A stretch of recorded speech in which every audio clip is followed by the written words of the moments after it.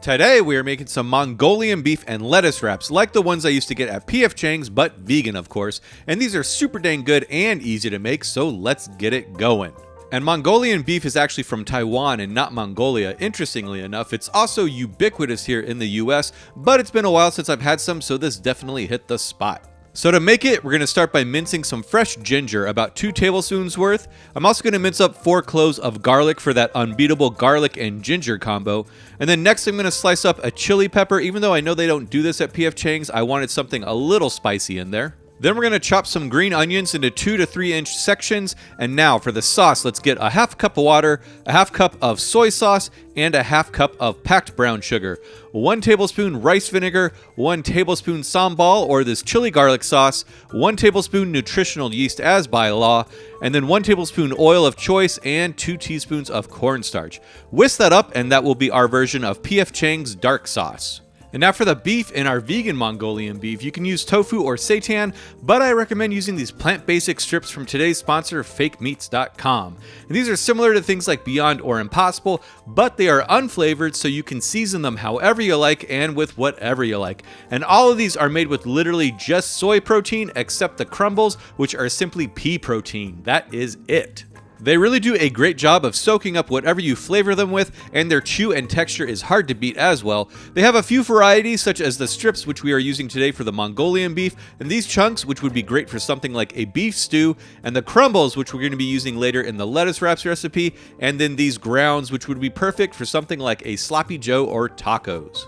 And right now you can get 15% off Plant Basics products on fakemeats.com through April. Just use the coupon code DUDE23 and you're all set. And thank you Fake Meats for sponsoring this video. Now preparing the strips is quite easy. All we need to do is add them to a skillet or pan. I'm using about 150 grams worth of them, and then cover them in about 3 or 4 cups of water, or in my case beefless broth, though veggie broth works well too. And then we simply just need to let them simmer in that liquid until it's been absorbed, and once they are done they should weigh about 1 pound or so.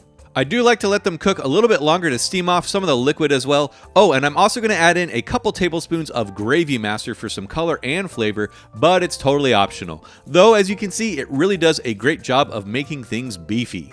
I'll also cook this down a bit to steam off some of the excess liquid and brown them a bit. You can also just simply squeeze out some of the liquid as well. But as you can see, these are looking pretty good, and to be honest, they are already super tasty and could be eaten like this.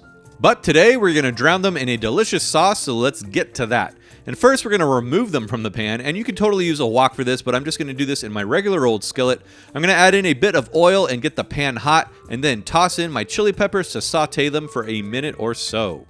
Next, I'll throw in the ginger and garlic, cook that for a minute, and then we're going to pour in our sauce and heat that up. And we want to melt the sugar and get it to caramelize a bit. And after a minute or two, the sauce will thicken, and you should be able to drag your spoon through it and see a path. And once that happens, add the vegan beef back into the mix and get that sauce all over it. And once the meat has been mixed in, toss in the green onions and make sure you don't overcook these like I did the first time. You want them to still have a bit of a crunch. But that's basically it. You can now feast on it either directly out of the pan or maybe throw it on some white rice. Either way, to me, this was just as good, if not better, than what I remember from PF Chang's. It's salty, sweet, a little spicy, and just packed with a ton of flavor. I know a dish is good when I can't stop eating it, even though I need to save room for another recipe. Oh, speaking of which, let's make the lettuce wraps now. And I know PF Chang's has some vegan wraps, and they are good, but these were heads and tails above what I remember the last time I got them. And like I said, for the protein, I'll be using the Plant Basics crumbles. All we need to do is soak about half the bag in some hot water or broth, and in my case, I'm using vegan chicken broth, but veggie broth will always work too. Oh, and also, if you happen to rehydrate too much of them like I did during my test, you can always just keep some leftovers in the fridge. That way you can make other recipes with them, and they'll be ready to go for a quick and easy meal. But now that we have 1 pound of dehydrated vegan crumbles, let's get everything else together. And just like the Mongolian beef, we're going to need 2 tablespoons of minced ginger and 4 cloves of minced garlic. We're also going to use an 8-ounce can of water chestnuts and dice those up. We also want to rough chop about 4 ounces of mushrooms. Shiitake is ideal, but I only had regular old mushrooms, so that's what I used. And now you can totally throw in some diced green onions, but I made these for my wife, who doesn't get along with onions, so I just added them on top for myself, but both ways will work.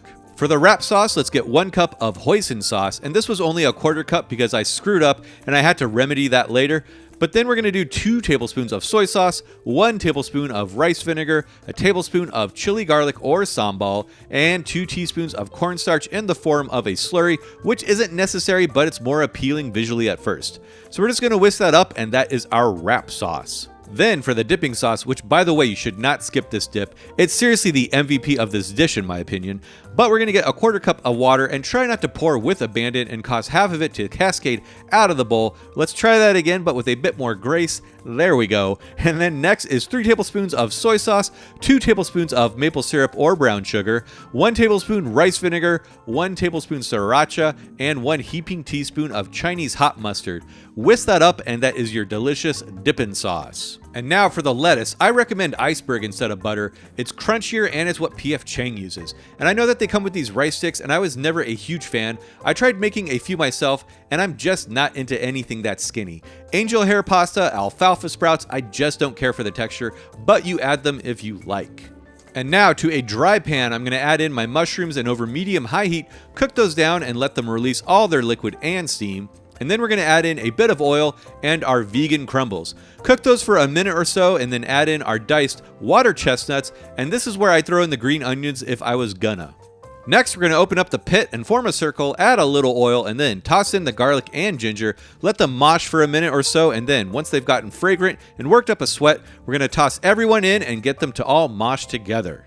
Lastly, we'll pour in the sauce and mix that thoroughly to combine and get everyone nice and saucy. And that is basically it. We just need to serve it up with some iceberg lettuce and our dipping sauce. And I gotta say, that first bite after I dipped it, I was honestly taken aback at how delicious that was. Like, I was seriously shocked. In fact, I need to go heat up some of the leftovers for lunch right now, because these really were way better than I remember, so I highly suggest you give them a go. And if you want to make some other vegan takeout classics, check out this playlist right here. And until then, I'll see you all next time.